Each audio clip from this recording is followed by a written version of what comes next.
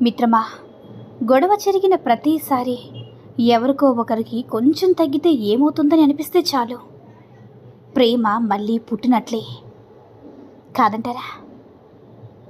నిజం చెప్తే దూరం అవుతారేమని అబద్ధం చెప్తే ఆ అబద్ధం ఆకర్షిస్తుందంతే, కానీ ప్రేమను అస్సలు పెంచదు.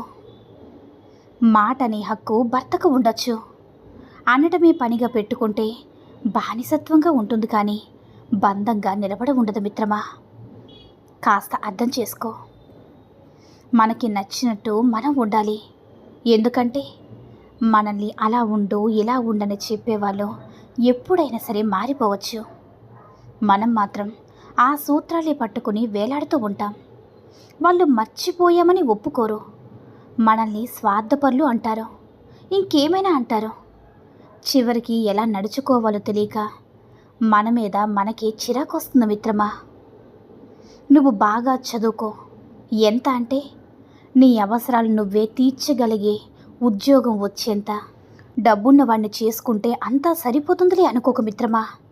ప్రతి చిన్న చిన్న కోరికలకి చేయి చాపి అడగాలి. భర్తే కదని అన్నీ అడిగితే ఏమవుతుందని అనుకోకు.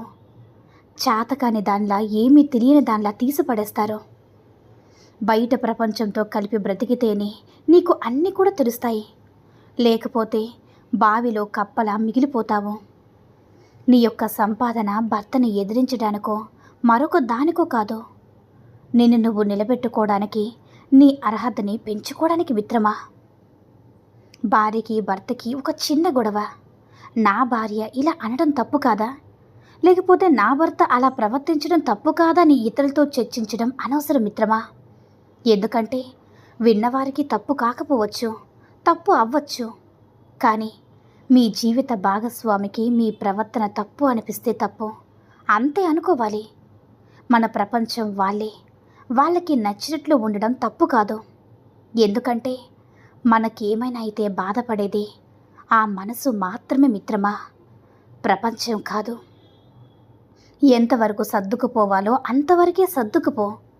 ఎక్కువ సర్దుకుపోయినంత మాత్రాన ఆఖరికి నీ సమాధిలో ఫ్యాన్ ఏసీ పెట్టి ఏమీ పోడ్చరు కదా, గంధపు చెక్కలతో ఏమీ కాల్చరు కదా. కాస్త ఆలోచించు. కొన్ని ఆచారాలు మనల్ని బాధ పెట్టడానికి తప్ప దేనికి పనికిరావు అనిపిస్తుంది. భర్తతో పాటు వచ్చాయా ఆడపిల్లలకి బొట్టు కాటుక? మరెందుకు భర్త చనిపోగానే తీసేయాలి? సరే, పెద్దలు ఏది చెప్పినా సరే మన మంచి కోసమే. మరి భార్య చనిపోతే భర్తకి ఏ షరతులు ఉండవు ఎందుకని? భర్త చనిపోయినా మానసిక వేదన అనుభవిస్తుంటే ఆచారాల పేరుతో ఈ శారీరక అత్యాచారం ఎందుకు మిత్రమా? మొహం మీద మాట్లాడడం చాలా గొప్ప అనుకుంటారు, అదో గొప్ప వ్యక్తిత్వంలా చెప్పుకుంటారు. నొప్పించకుండా నిజం చెప్పగలగాలి, అది గొప్ప మిత్రమా. బాధ పెట్టడం తేలిక, భరోసా కలిగించేలా ఉండడమే కష్టం. నీ మాట అవతల వారికి సంతోషాన్ని కలిగించకపోయినా పర్వాలేదు, బాధని మాత్రం అస్సలు కలిగించకూడదు. అర్థమైందనుకుంటా. ఈ సమాజంలో మగాడు ప్రశాంతంగా ఉండాలంటే ఈ పనులు చేయాలి. 1, ఖాళీగా ఉన్నానని ఎవ్వరికీ కూడా చెప్పొద్దు. ఎందుకంటే పురుషుడు తన ఖాళీగా ఉన్నానని ఎవ్వరికీ కూడా చెప్పకూడదు. పురుషుడికి ఏ పని లేకపోయినా సరే ఇంటి వద్ద మాత్రం అస్సలు ఉండకూడదు. ఒకవేళ ఉంటే భార్య ముందు, బంధువుల ముందు చులకనైపోతావు. ఏ పని లేకపోయినా బయటికి వెళ్ళి రావడం మంచిది. పురుషుడు ఎప్పుడు కూడా తన రహస్యాలు భార్యకు కానీ, లేదంటే బంధువులకు కానీ, స్నేహితులకు కానీ ఎవ్వరికీ కూడా చెప్పకూడదు మిత్రమా.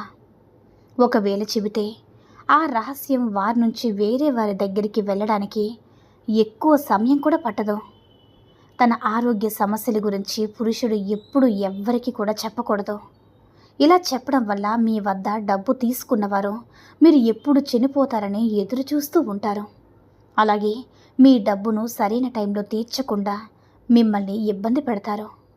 అమ్మను భార్య ముందు చులకన చేయకూడదు, అలాగే భార్యను అమ్మ వద్ద చులకన చేయకూడదు. ఎవరికి ఇవ్వాల్సిన గౌరవం వారికిస్తే మీకు సమాజంలో మంచి గౌరవం ఉంటుంది మిత్రమా. లేదంటే నలుగురు మీ గౌరవాన్ని తగ్గించి మాట్లాడతారు. మిత్రమా, ఇప్పుడు మన చుట్టూ ఉన్న మనుషులు ఎలా ఉన్నారంటే, బయట సమాజంలో నీతులు వల్లేస్తూ లోపల కుళ్ళిన ఆలోచనలతో బ్రతుకుతున్నారు. కానీ ఆ అబద్ధాల కోట ఎంతో కాలం నిలబడదు. ఒకటి చెప్తాను, గుర్తుపెట్టుకో మిత్రమా. నువ్వు కప్పేసుకున్న ఆ మర్యాద ముసుగు ఒక్కసారి తొలగిపోతే నీ సొంత నీడ కూడా నిన్ను చూసి అసహించుకుంటుంది. గౌరవం అనేది కొనుక్కుంటే అస్సలు వచ్చేది కాదు, నీ నైతికతతో సంపాదించుకోవాల్సిందే. మనిషి చనిపోతే ఏడ్చేవాడు లేడు, కానీ జేబులో ఉన్న రూపాయి కనపడకపోతే గగ్గోలు పెట్టే లోకంలో బ్రతుకుతున్నాం మనం మిత్రమా. జేబులో నోట్ల కట్ల ఉంటేనే నీ మాటకి విలువ, లేకపోతే నువ్వు చెప్పే కోటి సత్యాలు కూడా అడవిలో చేసిన రోదన్లే. ఇక్కడ బంధాలన్నీ కూడా కాగితపు పడవల్లాంటి మిత్రమా. స్వార్థమని అలలు రాగానే మునిగిపోతాయి. మనుషులు నమ్మడం కంటే ఒక వీధి కుక్కకు అన్నం పెట్టడం మేలు. ఎందుకంటే కనీసం అది వెన్నుపూట పొడవదు. బిచ్చిగాడు అడిగితే పైసా విదల్చని ఈ లోకం కోటీశ్వరుడు కనిపిస్తే కాలు కడగడానికైనా సరే పోటీ పడుతుంది. ఇక్కడ నీ గుణం చూసి ఎవ్వరు కూడా రారు. నీ జూబీలో ఉన్న కరెన్సీ నోట్ల కట్ట వాసన చూసి 100 మంది కుక్కల్లా వస్తారు. నీ దగ్గర అధికారం ఉన్నప్పుడు స్వామి అన్న నోళ్ళే నువ్వు రోడ్డున పడ్డప్పుడు వెధవా అని ఉమ్మేస్తారు. అందుకే మనుషుల్ని నమ్మడం మానేసే, నీ కష్టాన్ని నువ్వు నమ్ముకో. ఎందుకంటే ఇక్కడ బంధాలన్నీ కూడా కేవలం బ్యాంక్ బ్యాలెన్స్ మీదనే నిలబడి ఉన్నాయి మిత్రమా. నీ నమ్మకాన్ని చంపి నీ నవ్వును దోచుకున్నవాణ్ణి, నీ జీవితంలో బాధను నింపినవాణ్ణి క్షమిస్తున్నావా? అయితే నీకు నువ్వు ఆత్మహత్య చేసుకున్నట్టే లెక్క. వెన్నుపోటు పొడిచిన వాడికి రెండో అవకాశం ఇవ్వడం అంటే వాడికి నిన్ను చంపే ఛాన్స్ మళ్ళీ ఇవ్వడమే. నమ్మక ద్రోహం చేసేవాడికి స్థానం శ్మశానంలో ఉండాలి, కానీ నీ గుండెల్లో కాదు మిత్రమా. వాడు ఏడుస్తూ వచ్చినా వాడిని నువ్వు నమ్మొద్దు. ఎందుకంటే ముసలి కన్నీళ్లకు రంగనేది ఉండదు, మోసగాడి మాటలకు అంతనేది ఉండదు. నిన్ను నమ్మి చెయ్యి ఊపితే ఆ చేతిని నరికే రకం మనుషులు కొందరుంటారు. వీళ్ళని క్షమించడం అంటే విష సర్పానికి పాలు పోసి పెంచడమే. నిన్ను వెన్నుపూట పొడిచేవాడు నీ పక్కనే ఉంటాడు మిత్రమా. నీ నవ్వులోనే నవ్వుతాడు, కానీ లోపల నిన్ను పాతాళానికి తొక్కేయాలని చూస్తాడు. ఇలాంటి నమ్మక ద్రోహులకు సమాధానం అస్సలు మాటలతో చెప్పొద్దు. నీ గెలుపుతో వాడి గుండె ఆగిపోయేలా సమాధి కొట్టు. ద్రోహం చేసిన వాడు ఎవడైనా సరే కాలం వాడికి కర్మను రుచి చూపించకుండా అస్సలు వదలదు మిత్రమా. అర్థమైందనుకుంటా మిత్రమా. ఒక్క విషయాన్ని చెప్తాను, గుర్తుపెట్టుకో. స్త్రీలు చేసే 6 ప్రధానమైన తప్పులు ఇప్పుడు మనం తెలుసుకుందాం. భర్త ఉండి కూడా పరాయి మగాడితో అక్రమ సంబంధం పెట్టుకున్న స్త్రీలు చేసే మొదటి తప్పు ఏంటంటే, వారు తప్పు చేస్తూ తమ భర్తకు దొరికిపోయినా కూడా తమ తప్పును అంగీకరించరు. ఇక వారు చేసే రెండో తప్పు ఏదంటే, తమ అక్రమ సంబంధం వల్ల ఎవ్వరికీ కూడా బాధ ఉండదని, తమ ఎవ్వరికీ దొరకమనే భ్రమంలో ఉంటారు. చాలామంది స్త్రీలైనా పురుషులైనా తమ ఎఫ్ఐఆర్ ముగిసిన తర్వాత వారితో స్నేహం కొనసాగించాలని అనుకుంటారు. ఇది వారు చేసే 3వ తప్పు.